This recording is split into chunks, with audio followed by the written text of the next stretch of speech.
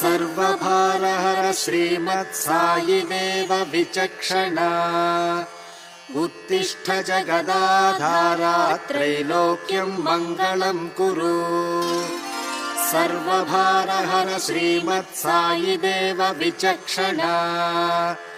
उत्तिष्ठ जगदाधारा त्रैलोक्यं मङ्गलं कुरु। उत्तिष्ठोत्तिष्ठ सायीसोत्तिष्ठ श्री शिरिडीश्वर उत्तिष्ठ करुणा सिन्धो त्रैलोक्यं मङ्गलं कुरु। उत्तिष्ठोत्तिष्ठ सायीसोत्तिष्ठ श्री शिरिडीश्वर उत्तिष्ठ करुणा सिन्धो त्रैलोक्यं मङ्गलं कुरु। प्रातः स्मरामि महतीं तव दिव्यकीर्तिम् भक्ताळि वन्दित मनोहर दिव्यमूर्ते श्रीरामकृष्ण शिव मारुतिरूपधारिन् शिरिडीश्वरस्य भवता तव सुप्रभातम्। तव सुप्रभातमरविन्दलोचना भवतु प्रसन्नमुखचन्द्रशोभिता द्रुहिणीन्द्रवन्द्यपदपद्मभासुरा प्रणमामि दिव्यकरुणा विराजिता। देवाश्च सप्त ऋषयः समुपास्य सन्ध्या सिन्दूरपूरसुरशोभितसुन्दराङ्गा त्वत्पादपद्मयुगपूजित सुप्रसन्ना शिरिडीश्वरस्य भवता तव सुप्रभातम्। गोदावरीतटनिवास महाप्रहर्षा भक्ताळि रक्षण विलास विकासहासा कारुण्यभावकमनीय निजान्तरङ्गा शिरिडीश्वरस्य भवता तव सुप्रभातम्। ईषद्विकासकमलानि च नारिकेला मन्दारमल्लिसु मनोहरपालिकाश्च मन्दातिमन्दगमनानि दिव्यगन्धा शिरिडीश्वरस्य भवता तव सुप्रभातम्। ब्रह्मादिदेवगणनायक भक्तवृन्दा गायन्ति ते सुचरितं मधुरस्वरेण वाद्यैर्मनोहर रवैः कलितप्रमोदा शिरिडीश्वरस्य भवता तव सुप्रभातम्। दध्योदनादिमधुपायस भक्ष्य भोज्यान् आकाशगङ्गजलपूरित हेमपात्रा न्यादाय पादयुगमर्चयितुं हि सिद्धाः शिरिडीश्वरस्य भवता तव सुप्रभातम्। श्रीनीलकण्ठ मधुरस्मित दिव्यमूर्ते देवादिदेव शिव राम कृपापयोधे श्रीशिरिडिदेश वसते त्रिजगत्प्रसिद्धा शिरिडीश्वरस्य भवता तव सुप्रभातम्। श्रीनीलकण्ठ मधुरस्मित दिव्यमूर्ते देवादिदेव शिव राम कृपापयोधे श्रीशिरिडिदेश वसते त्रिजगत्प्रसिद्धा शिरिडीश्वरस्य भवता तव सुप्रभातम्। श्रीनारदादिमुनिमुख्यगणा विपञ्च गायन्त्यनन्तचरितं सुमनोहरन्ते त्वद्दर्शनार्थमतिवेलकुतूहलाः शिरिडीश्वरस्य भवता तव सुप्रभातम्। भक्ताळि मानस सरोवर राजहंसा भक्तप्रमोद विलास विकासहासा कारुण्यपूर्ण नयनाञ्चलभासमाना शिरिडीश्वरस्य भवता तव सुप्रभातम् उल्लासमानस पितामह वज्रमुख्या हंसादिवाहन वराण्यद्विरुह्य हृष्टाः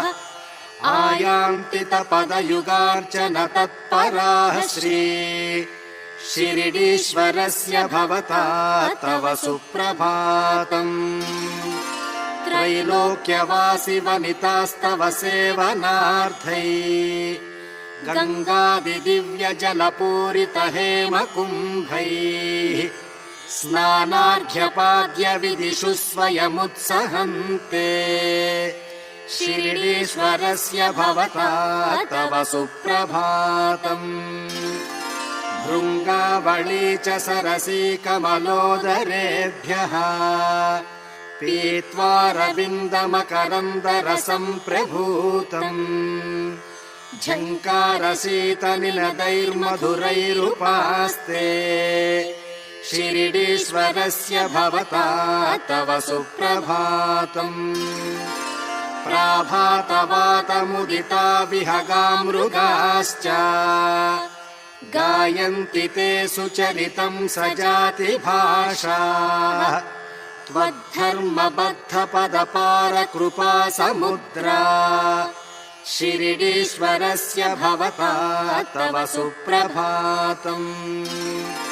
वैराग्यशोभित मनोहर दिव्यमूर्ते दिव्यातिदिव्यमहिमान्वित रम्यकान्ते सौहार्द सौम्य गुणशील शुभ स्वभावा शिरिडीश्वरस्य भवता तव सुप्रभातम् शिरिडीपुरस्थिरनिवास महाविभूते गोदावरीतट मनोज्ञ शुभप्रदेशे त्वद्भकोट्यभयदार्तिहर प्रभावा शिरिडीश्वरस्य भवता तव सुप्रभातम् काम्यार्थसिद्ध सकलार्थ वरप्रदात्री त्वन्नाम मन्त्र जप वैभव दिव्यकीर्तिः गायन्ति शिष्य निवहास्तव भक्तियुक्ताः शिरिडीश्वरस्य भवता तव सुप्रभातम् श्री साई रामसुरपूजित दिव्यमूर्ते श्रीशङ्करांश शिरिडीश भवाब्धिपोता श्रीमारुति प्रकट तत्त्व सुभक्त बन्धो शिरिडीश्वरस्य भवता तव सुप्रभातम् श्री साई रामसुरपूजित दिव्यमूर्ते श्रीशङ्करांश शिरिडीश भवाब्धिपोता श्रीमारुति प्रकट तत्त्व सुभक्त बन्धो शिरिडीश्वरस्य भवता तव सुप्रभातम् उत्साहवर्धन विवेक विकासकारिन् देवादिदेव भवपाश विमुक्तिदायिन् स्वर्गापवर्ग फलदाश्रित रक्षक श्रीः शिरिडीश्वरस्य भवता तव सुप्रभातम् दद्योत्वदीय पद भक्ति मरुत्प्रयुक्तः देवादिदेव भवदीय कृपाम्बुवाहः मोदातिरेक जलमाशु निकृप्ततापः शिरिडीश्वरस्य भवता तव सुप्रभातम् माङ्गल्यदानि मधुसूदन वीक्षणानि विश्वामरेन्द्रपददान पटूनि लोके शिष्ट प्रकृष्ट फलदानि भवन्ति ते श्री शिरिडीश्वरस्य भवता तव सुप्रभातम् सम्पत्कराय सकलेन्द्रियनन्दनाय साम्राज्यदान निरताय सुरेश्वराय तुभ्यं नमांसि मम सर्वसुखावहाने शिरिडीश्वरस्य भवता तव सुप्रभातम् स्यर्वाहिनी चारुजलात्मताङ्गा लोकादिनाथ तव पादतटोऽभिषेकम् कुर्वन्ति ये प्रतिदिनं महिमान्वितास्ते शिरिडीश्वरस्य भवता तव सुप्रभातम् श्री शिरिडी साई भयदान सुरक्ष दक्ष योगीश्वर कलित योग समाधिनिष्ठा भक्तानुरक्त परिपालय पूत चित्ता शिरिडीश्वरस्य भवता तव सुप्रभातम् पुण्यात्वदालय विचित्र विलास लीलान् कूपस्थतीर्थवियः सन्ति मृणपालिकायान् दीप्तिज्वलन्ति मनुष्याः मतिमाश्रयन्ते शिरिडीश्वरस्य भवता तव सुप्रभातम् श्री शिरिडिवास शरणागत दीन रक्षा श्री चिद्विलास करुणाकर दिव्य चित्ता श्री साई राम जगदेक शरण्यमूर्ते शिरिडीश्वरस्य भवता तव सुप्रभातम् श्री शिरिडिवास शरणागत दीन रक्षा श्री चिद्विलास करुणाकर दिव्य चित्ता श्री साई राम जगदेक शरण्यमूर्ते शिरिडीश्वरस्य भवता तव सुप्रभातम् शिरिडी निवास जगतां महनीय मूर्ते नित्याश्रिताः सतत सेव्य पदाम्बुजेन स्वामिन् कृपाजलनिधे तव सेवनाय शिरिडीश्वरस्य भवता तव सुप्रभातम् शिरिडी निवास जगतां महनीय मूर्ते नित्याश्रिताः सतत सेव्य पदाम्बुजेन स्वामिन् कृपाजलनिधे तव सेवनाय शिरिडीश्वरस्य भवता तव सुप्रभातम्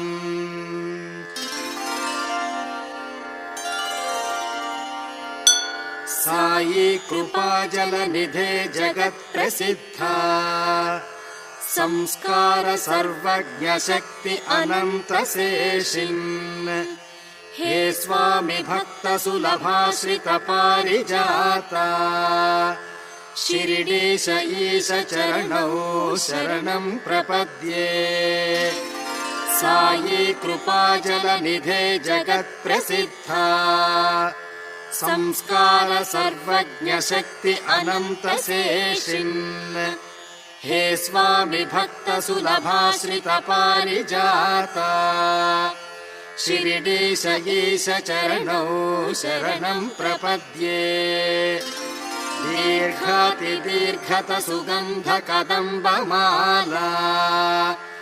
लङ्कार सुन्दर करौ सहजातिवेशा कल्याण निर्मल गुणाकर दिव्यमूर्ते शिरिडीश ईश चरणौ शरणं प्रपद्ये दीर्घातिदीर्घत सुगन्ध कदम्बमाला लङ्कार सुन्दर करौ सहजातिवेशा कल्याण निर्मल गुणाकर दिव्यमूर्ते शिरिडीश ईश चरणौ शरणं प्रपद्ये त्वदीय कीर्ति शिखराणि तवाङ्गभाजाम् तेषां सदा पठित भक्ति मुदार भावैः संसार सागर दयार्द्र दृगं चलेन शिरिडीश ईश चरणौ शरणं प्रपद्ये श्रीरामया सकलया त्वदुपाय भावे सर्वार्थकाम्यप्रदायादिगुणाय तुभ्यम् स्वामिन् शिरिडीश निरवद्य गुणैकसिन्धो शिरिडीश ईश चरणौ शरणं प्रपद्ये श्रीभक्तवत्सल दयानिधि गुणामृतार्थे देवादिदेव जगदैक शरण्यमूर्ते मर्त्या करोमिति नित्यसेवाफलं त्वम् शिरिडीश ईश चरणौ शरणं प्रपद्ये श्रीभक्तवत्सल दयानिधि गुणामृतार्थे देवादिदेव जगदैक शरण्यमूर्ते मर्त्या करोमिति नित्यसेवाफलं त्वम् शिरिडीश ईश चरणौ शरणं प्रपद्ये देवादिदेव पुरुषोत्तम सायिनाथ श्री शिरिडिवास सुरसेवित सुन्दराङ्गा भक्तानुरक्त परिपालय कार्यदक्षा शिरिडीश ईश चरणौ शरणं प्रपद्ये देवादिदेव पुरुषोत्तम सायिनाथ श्री शिरिडिवास सुरसेवित सुन्दराङ्गा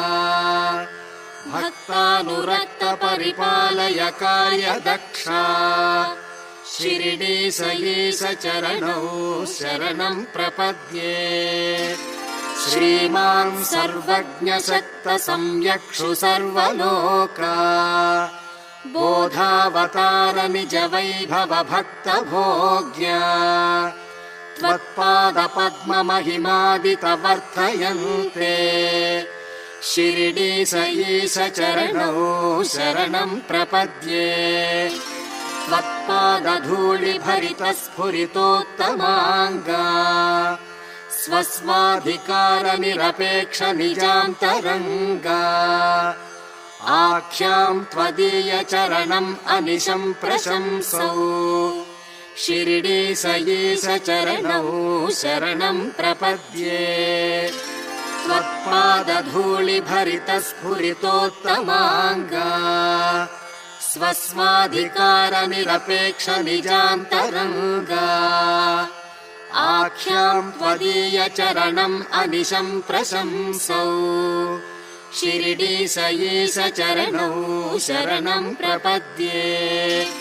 वैराग्य भोग्य वरदाखिल लोकबन्धो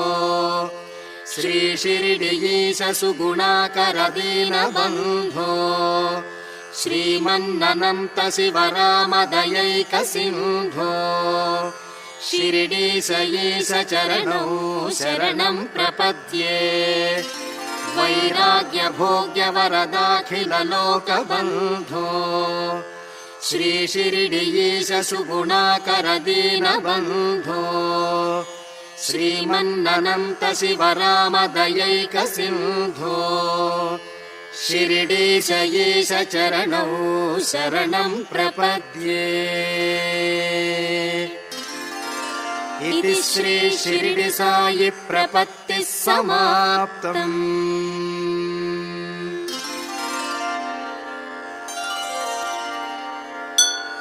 मङ्गलं शिरिडिवासाय महनीय गुणात्मने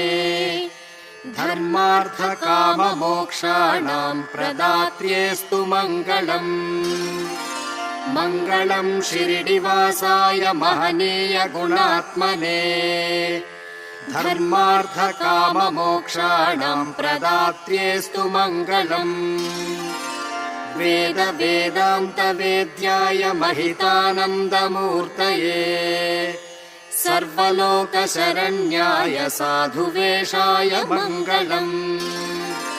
वेद वेदान्त वेद्याय महितानन्दमूर्तये सर्वलोक शरण्याय साधुवेशाय मङ्गलम्। श्री शिरिडिवास सर्वेश श्रीवत्स शरणागत मङ्गलानां स्वरूपाय साई रामाय ते शिवम्। सर्वरूप सौन्दर्य सर्वतः सर्वचेतसाम् बलदानन्दरूपाय सायि देवाय मङ्गलम् सिद्धिबुद्धिप्रशान्ताय त्रिगुणात्मकमूर्तये धौरेय शान्तरूपाय दत्तरूपाय मङ्गलम् परब्रह्मस्वरूपाय ब्रह्मादिसुरपूजिता भवबन्धविनाशाय सायीशायास्तु मङ्गलम् सर्वश्रेयोमयायास्तु सर्वशक्त्यान्विताय च सर्वबाधापहाराय सायि बाबाय मङ्गलम् सर्वश्रेयोमयायास्तु सर्वशक्त्यान्विताय च सर्वबाधापहाराय सायि बाबाय मङ्गलम् योगीन्द्रचित्तवासाय योगसिद्धिप्रदाय च सर्गापवर्गदायास्तु सायिनाथाय मङ्गलम् योगीन्द्रचित्तवासाय योगसिद्धिप्रदाय च सर्गापवर्गदायास्तु सायिनाथाय मङ्गलम् सर्वदेवावताराय निर्विरामविरामय नित्यानन्दस्वरूपाय निर्गुणायास्तु मङ्गलम् सर्वमङ्गलमाङ्गल्या सच्चिदानन्दमूर्तये सदाशिवस्वरूपाय सायि देवाय मङ्गलम्